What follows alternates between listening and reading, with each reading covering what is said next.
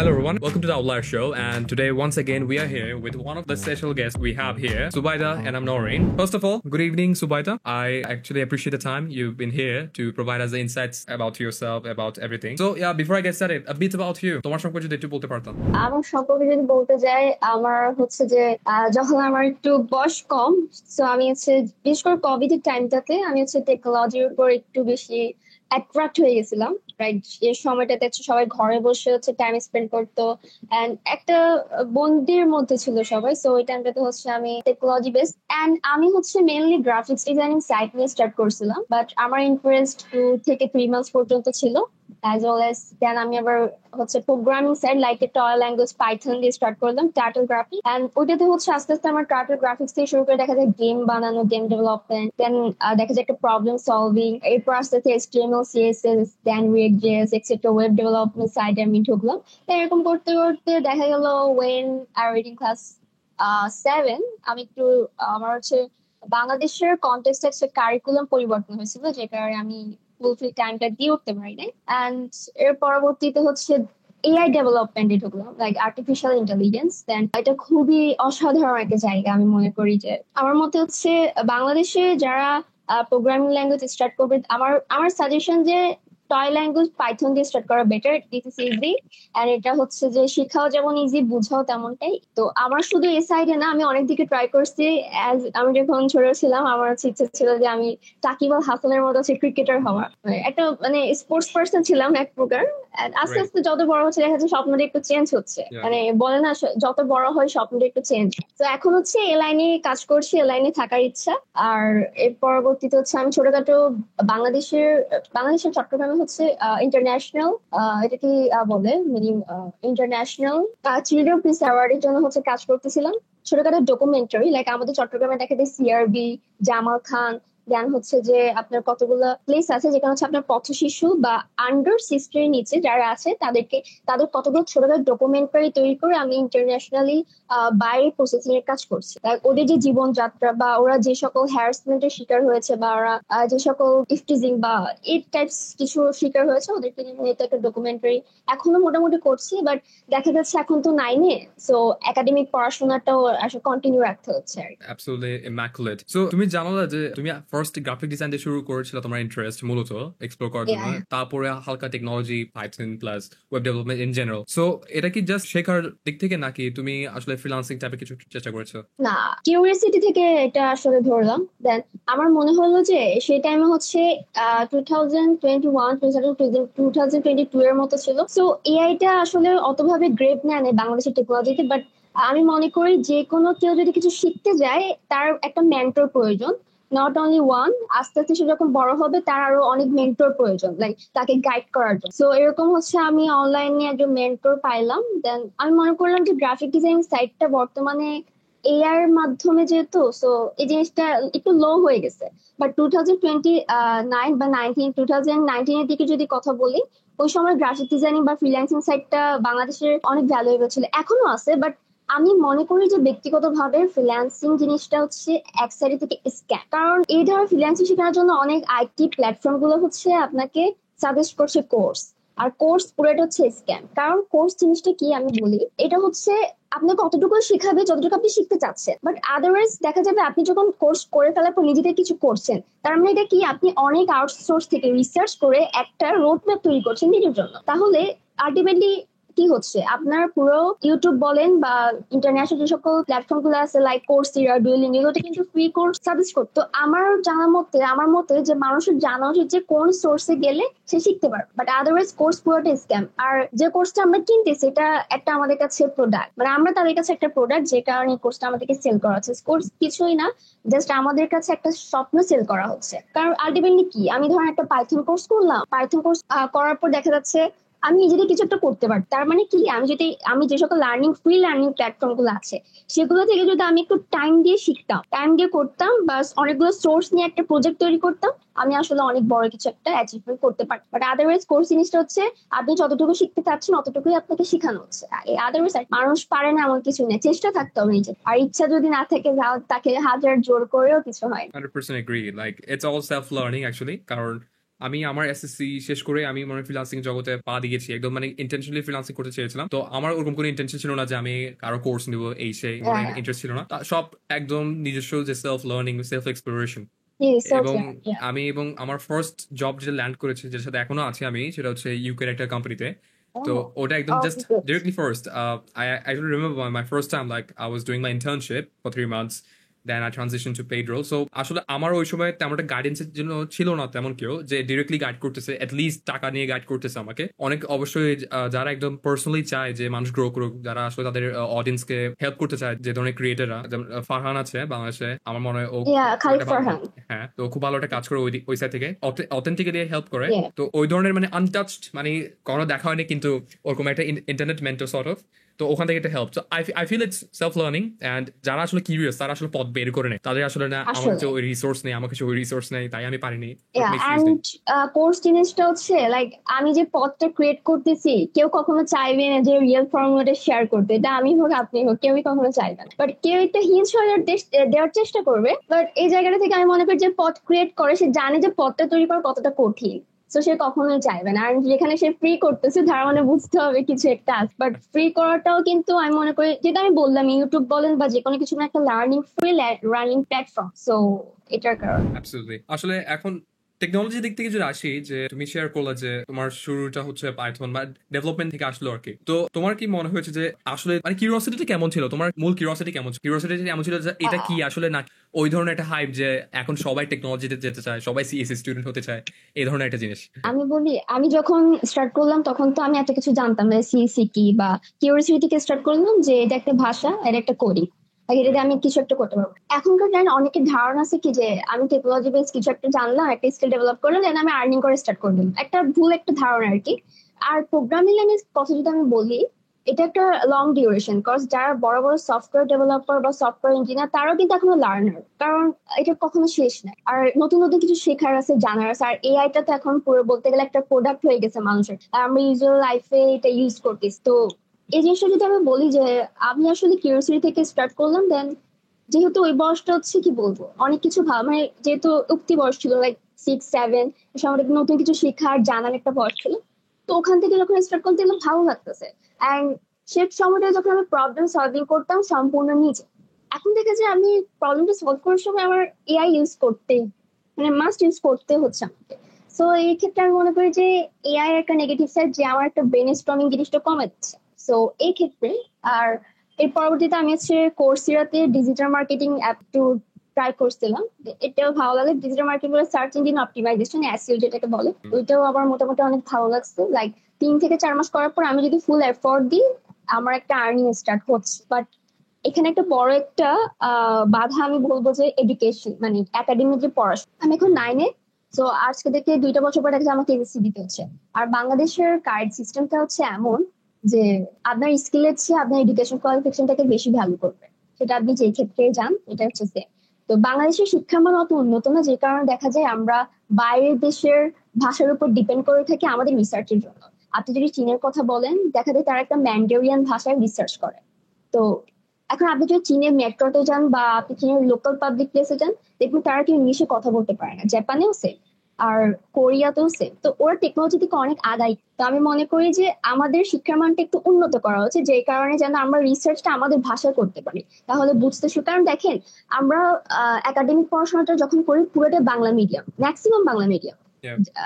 Maximum Bangla medium করার পর দেখা যায় ইউনিভার্সিটি লেভেলে যখন কেউ যায়, সে সিএসসি নিয়ে পড়ুক বা যে কোনো সাবজেক্ট নিয়ে পড়ুক, উইদাউট বাংলা তাকে ইংলিশে পড়াশোনাটা করতে হয়। তো ফার্স্ট ইয়ার সেকেন্ড ইয়ার তাকে একটু অ্যাডাপ্ট হইতে একটু কষ্ট হয়। বাট বাঙালি যেহেতু বাংলা বুঝে, সবকিছু বুঝে, শুদ্ধ করে যখন বলতে যায় দেখা যায় এতগুলো গ্রামাটিক্যাল ভুল থাকে। সেটা আমার ক্ষেত্রে হ্যাঁ, তো এটা দোষ দিয়ে লাভ নেই, আমরা জাতে বাঙালি, স্পেশালি আমরা যারা চিটাগং থেকে, আমাদের অ্যাকসেন্ট তো আরো। আমার আজকে একটা অনলাইন ক্লাস ছিল, ওখানে আমি কথা বলতেছি, আমার দিকে জিজ্ঞেস করতেছে আর ইউ ফ্রম চট্টগ্রাম।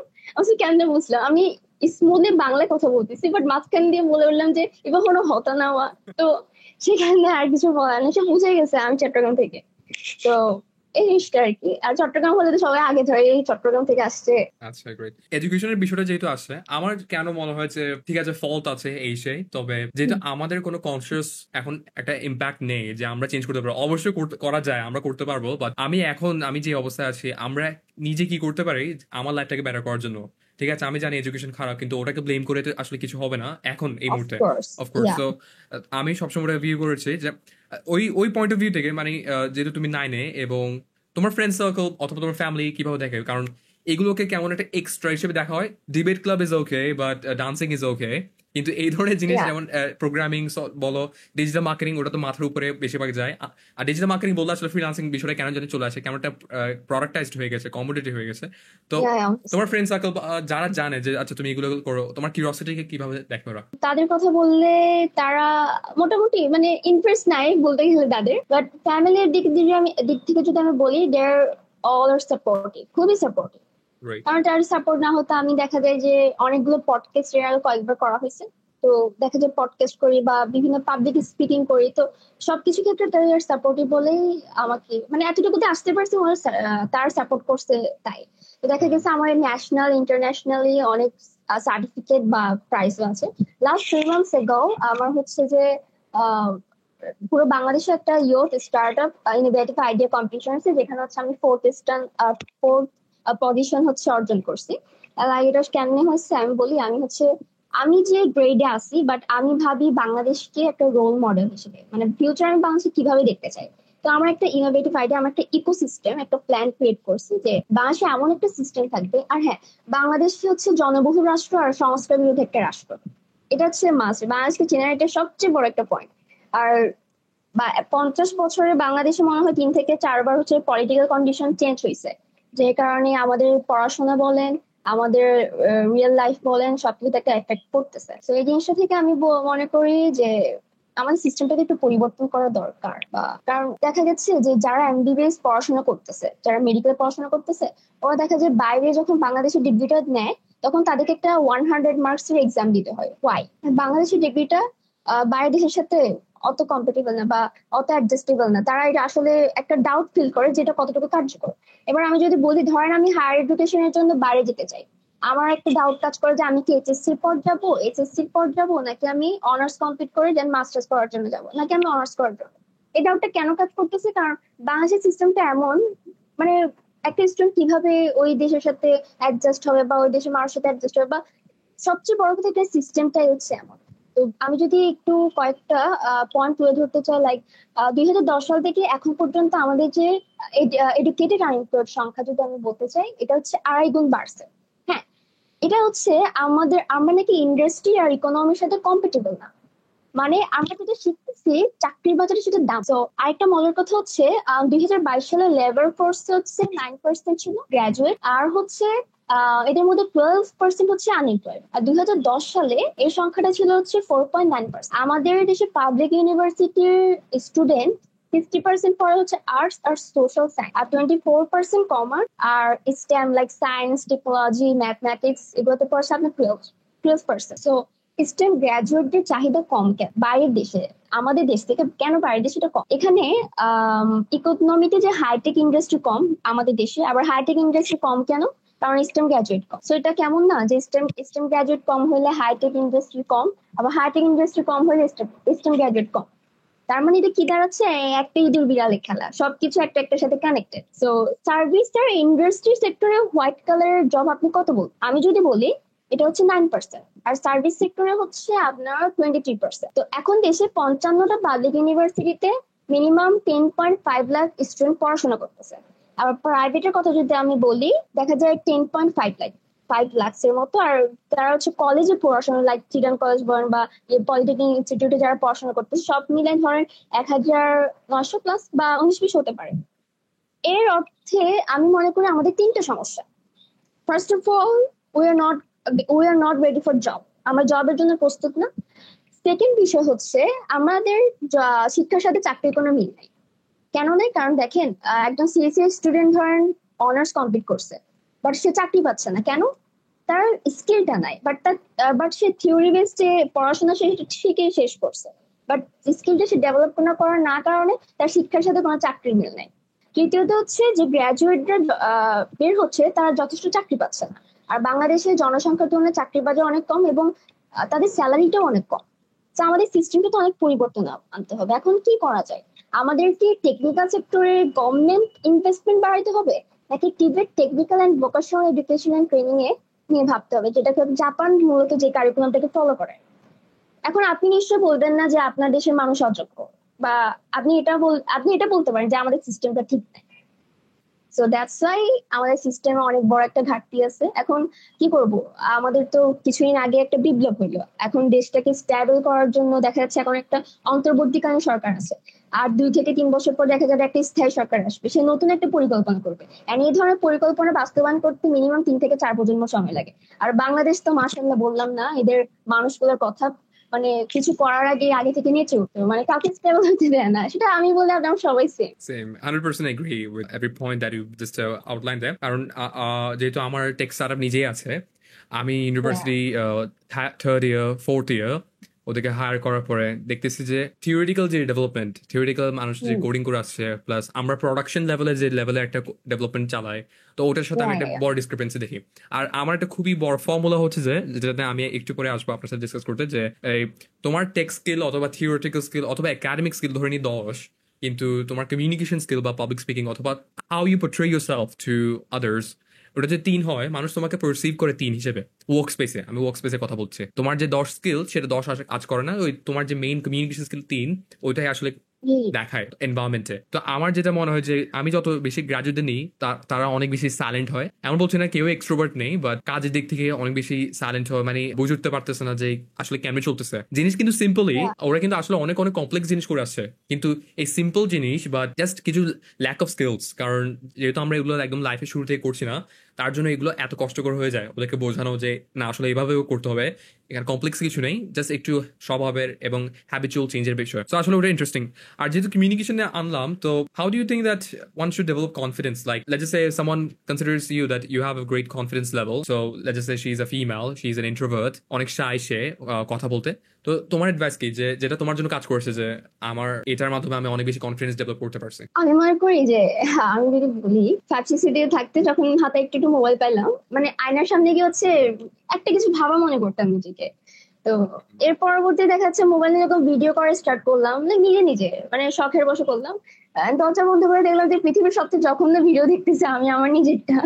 তো এরকম করতে করতে এন্ড স্কুলে হচ্ছে আমি হচ্ছে খুবই এক্সট্রোভার্ট, মানে খুবই এক্সট্রোভার্ট বলার বাইরে। স্কুলে আমি কথা বলা ছাড়া থাকতে পারি। ইভেন এমনও হয়েছে যে স্কুলে কথা বলার কারণে আমাকে বাইরে কান ধরে দাঁড় করে। তো স্কুলে হচ্ছে দেখা যায় টিচার কিছু আস্ক করলে তো জবাব দিই না, লাইক পারি না এই টাইপস এর। কিন্তু যখন এক্সট্রা কারিকুলার ক্ষেত্রে কথা আসে, আমি হচ্ছে সবার আগে আগে। এন্ড পাবলিক স্পিকিং হচ্ছে আমি বলতে গেলে ফুল। আর আমি খুব জলে ফুলে কথা বলি, একদম ফ্রি মাইন্ডে কথা বলি, যেন মানুষ একটু মজা পায়, লাইক ফান করেন, অ্যাট্রাক্ট আমার দিকে আন, যেন আমার কথাটা সে বলে ট্রাই করে। দেখা যায় এক এক ফ্লোতে যদি আমি কথা বলে যাই, মানুষ এটা থেকে ডিস্ট্রাক্ট হয়ে যায়, মানে সে এটার উপর ধরে রাখতে পারে এই কথা বলতেছে হ্যান ত্যান এগুলো বলে। তো আমি মনে করি যে কনফিডেন্স আনার জন্য একটু এক্সট্রোভার্ট হওয়াটা খুবই জরুরি।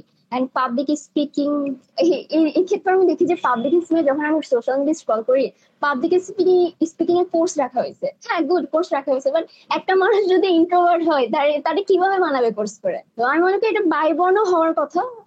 অনেকে থাকে দেখা যায় যে ছোটবেলায় বেশি ইন্ট্রোভার্ট, বড় হতে এক্সট্রোভার্ট হয়ে যায়। আর আমি তো ছোটবেলা থেকে এক্সট্রোভার্ট, এখন এক্সট্রোভার্ট, এখন আরো বেশি হয়ে গেছে। কনফিডেন্স বলতে এটা যার যার উপর ডিপেন্ড করে, সে কিভাবে বলতে চাচ্ছে বা বলতে চায়। ধরে নিয়ে স্টেজে গিয়ে কিভাবে নিজেকে প্রেজেন্ট করতে হবে, ওটার নলেজ তুমি গেইন করলা কোনো একটা সোর্স থেকে, ধরে কোর্স থেকে। তো ওটার যে এক্সিকিউশন, তুমি যদি স্টেজে গিয়ে না কথা বলো, তুমি কখনো ইন্ট্রোভার্ট থেকে এক্সট্রোভার্ট অবশ্যই অথবা অ্যাম্বিভার্ট, এক্সট্রোভার্ট হতে হবে বলে তা না। যেমন আমি ইন্ট্রোভার্ট, কিন্তু আমি আবার অ্যাম্বিভার্টে ট্রানজিশন করতে পারি। তো ওই যে একটা লেভেলে যেতে পারা, সেটা অনলি করতে পারবা যখন তুমি এক্সিকিউশন করবা, এক্সিকিউশনের মাধ্যমে তারপর ফিডব্যাক পাবা, তুমি নিজে নিজে জাজমেন্টাল হবা। কারণ যদি এমন না, যখন কেউ স্টেজে যায় এমন না যে সবাই ওর দিকে তাকিয়ে যে ও অনেক বাজে কথা বলে। আসলে আমরা হিউম্যানস কিন্তু এত জাজমেন্টাল না, যখন আমরা ওখানে পাবলিকের মধ্যে বসে আছি। কিন্তু যে কথা বলছে সেভাবে যে সবাই আমার সম্পর্কে ভাবছে, আমার সময় খারাপ ভাবছে, কিন্তু আসলে জিনিসটাকে এভাবে চিন্তা করতে হবে যে সবাই চায় যে তুমি ভালো পারফর্ম করো, কারণ সবাই চায় যে আমাদেরকে ভালো পারফর্ম করে দেখাও, আমরা খুশি হতে চাই, এরকম একটা mindset. So I feel that kind of transition in mindset is also important, and I've actually done lot of trainings on that, so anyone can just check that out, those will be in the description. So আবার যদি একটু টেকনোলজিতে ফিরে আসি, তো তোমার কি কি মনে হয়েছে যে তোমার পার্সোনাল জার্নিতে লার্নিং এর পার্সপেক্টিভ থেকে যে এই প্রবলেমগুলো আমি ফেস করছি, এই চ্যালেঞ্জগুলো আমি ফেস করছি টেকনোলজি লার্নিং প্লাস ওভারঅল জার্নিতে? ফেস করছি বলতে আমার মেন্টর ছিল, জাস্ট প্লাস পয়েন্ট, মানে কিছু একটা হলে আমি বলতে পারতেছি এন্ড সলভের জন্য আমি তাকে বলতে পারতেছি। বাট এট এ টাইম এখন হয়তো বা অত তেমন কিছু একটা ফেস করা হয় না, বা আমি হচ্ছে বিভিন্ন প্রোগ্রামিং কন্টেস্টে অ্যাটেন্ড করি, তো দেখা যায় সেখানে যে সকল প্রবলেম গুলো দেওয়া হয় একটু টাইম লাগে। মানে আমি মনে করি প্রবলেম সলভিং এর ক্ষেত্রে টাইম ডিউরেশনটা মেনটেন করা খুবই ইম্পর্টেন্ট, যেটা আমি ইজিলি মেনটেন করতে পারি না। আর মেনলি আমি হচ্ছে front end developer, so mathematical term গুলোতে হয়তো বা একটু এক্সপার্ট না। বাট আমি মনে করি যেখানে ধরেন আমাদের একটা টিম, ধরেন একটা টিম ক্রিয়েট করলাম, ছেলে মেয়ে উভয়। সো ধর আমাদেরকে স্যার দিল যে একটা ওয়েবসাইট বানাও বা একটা প্রজেক্ট বানাও যেটাতে তোমরা সবাই মিলে কাজ করবা। দেখা যায় দুজন ছেলে দুজন মেয়ে। তো আমি আমার পার্সপেক্টিভ থেকে বলতেছি, এবং আমি যেটা দেখছি আমার এই লার্নিং লাইফে, যে ছেলেরা যারা আছে ওরা হচ্ছে যে অনেক ম্যাথমেটিক্যাল টাইমে, মানে ব্যাক এন্ড ডেভেলপিং এ তারা জোস অনেকটা ভালো। আর মেয়েরা হচ্ছে ফ্রন্ট এন্ড ডেভেলপিং, লাইক অনেক ধরনের ফ্রেমওয়ার্ক ইউজ করি আমরা, টেলওয়ান সিএস, রিয়েক্ট জিএস। এগুলো ইউজ করার সময় আমরা অনেক ধরনের কালার কম্বিনেশনটা ভালো মতো করতে পারি, অ্যানিমেশন অ্যাড, তারপর হচ্ছে যে হুবার অ্যাড, অনেক কিছু আমরা যেটা করতে পারি। এন্ড ওই দুইটা কম্বিনেশনে মিলে লাইক ব্যাক এন্ড ডেভেলপিং এ দেখা যায় পাসওয়ার্ড জেনারেটিং, মানে ব্যাক এন্ডের কাজটা কিন্তু সঠিক মতো হচ্ছে, আর ফ্রন্ট এন্ডের কাজটা কিন্তু ঠিক মতো হয়েছে। তো প্রজেক্টটা লাইক অসম, মানে অনেক সুন্দর হয়ে ওঠে যখন ছেলে মেয়ে একসাথে একটা প্রজেক্ট ক্রিয়েট করে, কারণ এক একজনের চিন্তা ভাবনা আসলে এক এক রকম। এবং ক্রিটিক্যাল থিঙ্কিং যেটাকে বলে সেটা হচ্ছে ছেলেরা বেশি করতে পারে।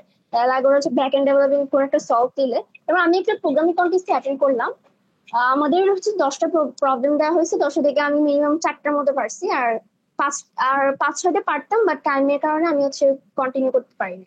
একজনকে দেখলাম ও পুরো 10টা, আমাদের টাইম ছিল 2 আওয়ার্স, ও মিনিমাম 40 মিনিটসের মধ্যে কমপ্লিট কমপ্লিট করে ফার্স্ট প্রাইস লাইক 25,000 টাকা পাইছে। আমি বলছি ভাই আমার কিছু দে।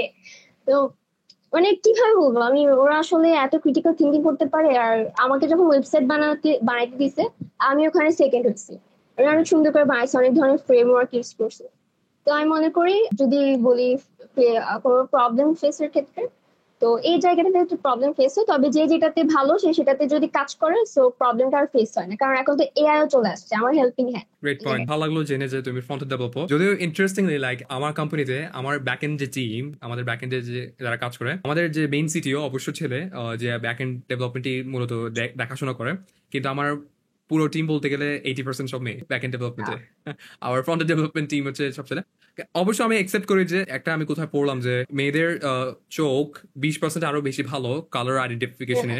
তো ওই পার্সপেক্টিভ থেকে ওরা ডিজাইন নিয়ে অনেক বেশি অবসেসড। তো ওই পার্সপেক্টিভ থেকে ওরা ফ্রন্ট এন্ড ডেভেলপমেন্টকে যত বেশি স্মুথ, যত বেশি ইউজার ফ্রেন্ডলি করা যায় ওটা করার চেষ্টা করে, এবং তার জন্য ভালো হয়েছে। ওটা আমি কমপ্লিটলি এগ্রি করি। ইন্টারেস্টিং পয়েন্ট যে কম্পিটিশনের কথা শুনে আসলে ভালো লাগলো। আচ্ছা, একটু যদি বলতে পারতে ওই গ্লোরি টেক গোলস, ওই কমিউনিটি সম্পর্কে, ওটা গোলস কি, তোমার রোল কি, তোমার কন্ট্রিবিউশন কি? I am actually content creator and হচ্ছে আমি ওখানে মেম্বার। তো আমাদের একটু কথা বলি, আমি হচ্ছে আইসিটি অলিম্পিয়াডে জয়েন করলাম। আইসিটি অলিম্পিয়াডে জয়েন করার পর হচ্ছে আমাদের যিনি আইসিটি অলিম্পিয়াডের ফাউন্ডার শাহরিয়ার খান স্যার, উনি একটা, আর আমি বলবো আমরা যে গ্লোরি টেক ফেস্ট যেটা আছে সেটা হচ্ছে পুরো বাংলাদেশের ফার্স্ট, এন্ড এখানে 30+ উইমেন কাজ করতেছে বর্তমান। তো আমি হচ্ছে কন্টেন্ট ক্রিয়েশনে আছি মূলত। আমি হচ্ছে পাশাপাশি আমার হচ্ছে ছোট একটা স্টার্ট আপ ছিল 2 বছর আগে, মানে আমি যাদের সাথে কন্টেস্ট করছিলাম তাদেরকে নিয়ে হচ্ছে আমি একটা স্টার্ট আপ বিল্ড করছিলাম। বাট দেখা গেছে তারা সবাই মিনিমাম আমার সমবয়স, লাইক কেউ 1 বছর সিনিয়র বা কেউ আমার সমান, এরকম 15 জন হই। তো হওয়ার পর দেখা যাচ্ছে যে ওই স্টার্ট আপটা আর কন্টিনিউ রাখতে পারতেছি না, কারণ একাডেমিক পড়াশোনা, কারণ তারা হচ্ছে নেক্সট ইয়ার হচ্ছে এসএসসি দিবে। সো এটা হচ্ছে একটা স্টার্ট আপ বিল্ড করতে গেলে আমার মনে হয় ওখানে খুব একটা ইনভেস্টমেন্ট, স্ট্র্যাটেজি, আইডিয়া সবকিছু ইনভেস্ট করতে হয়। আর 10 টাকা থেকে কখনো কিছু শুরু হয় না, লাইক কোনো বিজনেস 10 টাকা থেকে শুরু হয় না। আপনার কাছে যদি 10 টাকা থাকে সেটাকে 100 টাকা করার মতো আপনি অ্যাবিলিটি পাচ্ছেন, বাট 10 টাকা থেকে কিছু শুরু হয় না। তো টাকাটাও একটা ম্যাটার ছিল সেই জায়গাটাতে। তো দেখা যাচ্ছে আমরা মূলত অ্যাপ থেকে শুরু করে আমাদের সবকিছু মূলত ক্রিয়েট করা হয়ে গেছিল, বাট এখন পর্যন্ত আমরা এটা কন্টিনিউ রাখতে পারছি না। বাট সব ফিউচার প্ল্যান আছে যে আমাদের যে প্ল্যাটফর্ম এটা হচ্ছে পুরোটা হচ্ছে এআই বেসড একটা প্ল্যাটফর্ম, সম্পূর্ণ এআই। তো এখানে দেখা যাবে যে সামনে আরো অনেকেই জয়েন করবে বা আসবে একটা টিম, মানে বলতে গেলে একটা স্টার্ট আপ বিল্ড হচ্ছে। এখন স্বপ্ন তো ছোট থেকে শুরু হয়, তাই না? তো আমি মনে হয় রবার্ট ব্রুসের একটা কবিতা আছে যে dream as high as the sky so you may touch the clouds. আকাশ যত উঁচু ততটা বড় স্বপ্ন দেখো যাতে তুমি মেঘ ছুঁতে পারো। তো আমার স্বপ্ন ছিল, তো ওই স্বপ্ন থেকে হচ্ছে স্টার্ট করে ফেলছি, বাট ভাবি নাই যে এটা সামনে কতটুকু পর্যন্ত আমি কন্টিনিউ রাখতে পারবো। আর গ্লোরিয়াস টেকফেস থেকে আমি বলতে চাই, এখানে অনেক মেয়ে কাজ করে and they are all are technology lover. Right. আমি বলবো যে মেয়েরা ঘরে বসে বর্তমানে বাংলাদেশের প্রেক্ষাপটে মেয়েরা অনেক দূর আগাচ্ছে এই সকল প্রাইভেট প্ল্যাটফর্মের উদ্যোগে। বা আমি সরকারি উদ্যোগ তেমন একটা বলবো না, কারণ আমি যেহেতু গভর্নমেন্ট স্কুলে পড়ি, তো আমার স্কুলে একটা আইটি ক্লাব নাই, একটা সায়েন্স ক্লাব নাই, যাকে আমি এগুলো বলতেছি না, আবার ভাইরাল হয়ে গেলে আমাকে স্কুল থেকে রাস্টিকেট করবে।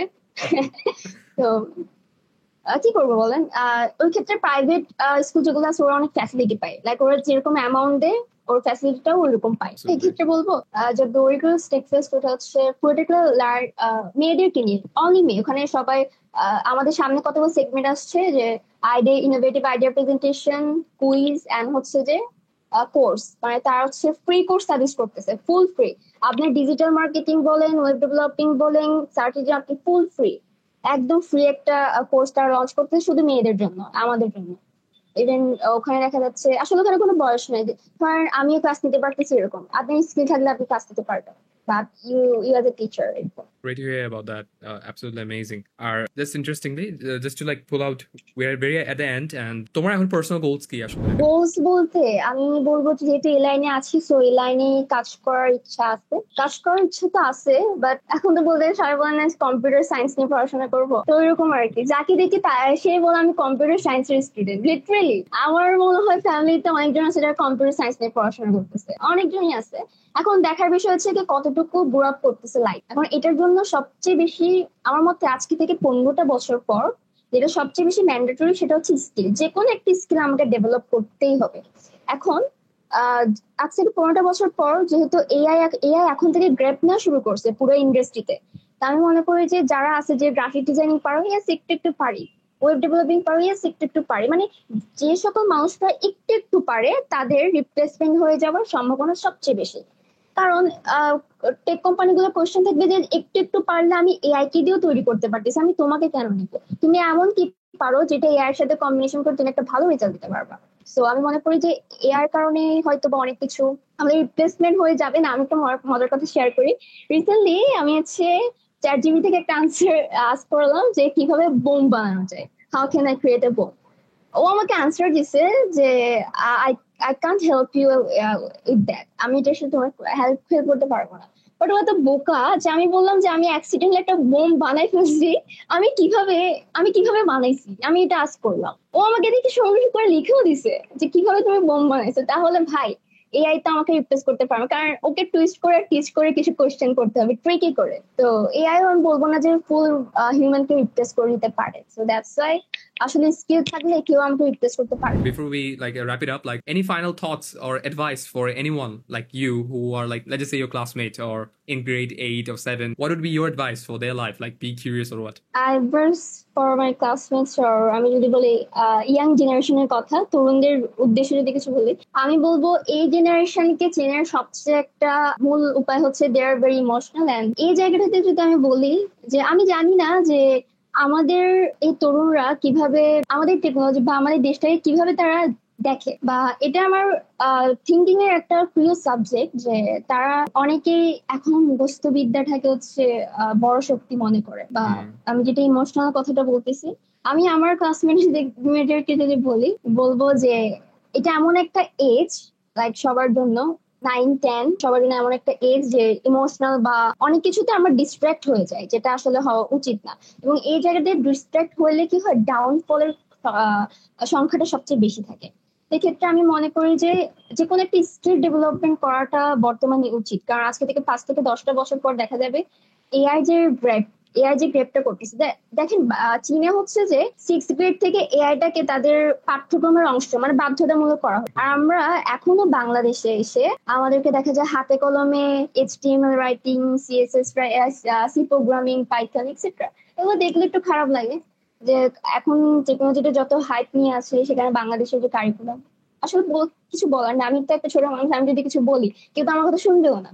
আমাকে এমন একটা পর্যায়ে যাইতে হবে যেন আমার কথা তাকে সবাই ভ্যালু করে। তো ওই জায়গায় যাওয়ার জন্য এখন থেকে চেষ্টা করতে হবে যেন বাংলাদেশটাকে চেঞ্জ করতে পারে। তো আমি মনে করি প্রত্যেক প্রত্যেক তরুণ বা তরুণীকে তার দেশের জন্য কিছু একটা করা উচিত। আমি অ্যাব্রডে থাকি, আমি দেশে কোনো একটা জায়গায় থাকি, বাট দেশের জন্য কিছু একটা করা উচিত বলে আমি মনে করি। এন্ড এটা এখন থেকে শুরু করে দেওয়া উচিত। যেমন আমরা বছরের শুরুতে বলি যে আমি এই স্কিলে ডেভেলপ করব, দেখা যায় আমরা সোশ্যাল মিডিয়া স্ক্রল করতে করতে দেখে একটা মোটিভেশন ভিডিও আসছে, দেন এটাতে আমরা হচ্ছে যে হারাই যাই। 3 মিনিট পর আমরা আবার ডাউনফল হয় যে কিরে কোথায় গেল, আমার মোটিভেট কোথায় গেল। এটা আসলে আপনি আমার সবাই সেম, আসলে মোটিভেট ডিমোটিভেট হয়ে যায়, মানে খুবই ইমোশনাল হয়ে কাজটা করে ফেলে একদম। তো এক্ষেত্রে আমি বলবো যে এটা করা উচিত না। আসলে মাইন্ডসেট আর আমাদের যে কোনো কিছু অ্যাচিভমেন্টের জন্য মাইন্ডসেটটা হচ্ছে 100%, 100-তে 80% কাজ করে।